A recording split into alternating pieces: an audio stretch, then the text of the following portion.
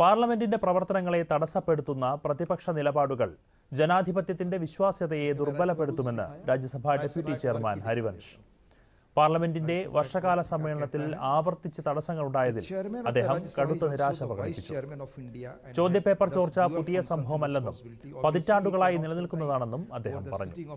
ദേശീയ തലസ്ഥാനത്ത് നടന്ന പ്രതിഷേധങ്ങൾക്ക് പിന്നിലെ വേദന എല്ലാവരും തിരിച്ചറിഞ്ഞുവെന്നും സർക്കാർ സംവേദനക്ഷമത കാണിക്കുകയും ആവശ്യങ്ങൾ അംഗീകരിക്കുകയും ചെയ്തുവെന്നും അദ്ദേഹം പറഞ്ഞു. हमारे समाज की खासियत है नवीन जी, जब आप काम करेंगे तो आप पर सवाल उठेंगे. इस सवाल को हमारे यहाँ भी बहुत पहले मनीषियों ने कहा है और हमारे जो अति लेफ्टिस्ट लोग हैं 1948 में फ्रांसीसी दार्शनिक जिया पॉल सार्थ उन्होंने इस पर नाटक ही लिखा है. കഴിഞ്ഞ 25 മുതൽ 40 വർഷമായി തുടരുന്ന ഈ പ്രതിസന്ധിയുടെ മൂലകാരണം പരിഹരിക്കാൻ കേന്ദ്ര സർക്കാർ ശ്രമിക്കുകയാണെന്നും അദ്ദേഹം പറഞ്ഞു.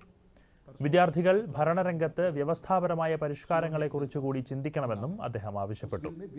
നീറ്റ് UG പ്രതിഷേധങ്ങൾക്കിടെ പ്രധാനമന്ത്രിക്കെതിരെ അധിക്ഷേപകരമായ പരാമർശങ്ങൾ ഉയർത്തുന്നത് ആശങ്കാജനകമാണെന്നും ഹരിവൻഷ് അഭിപ്രായപ്പെട്ടു.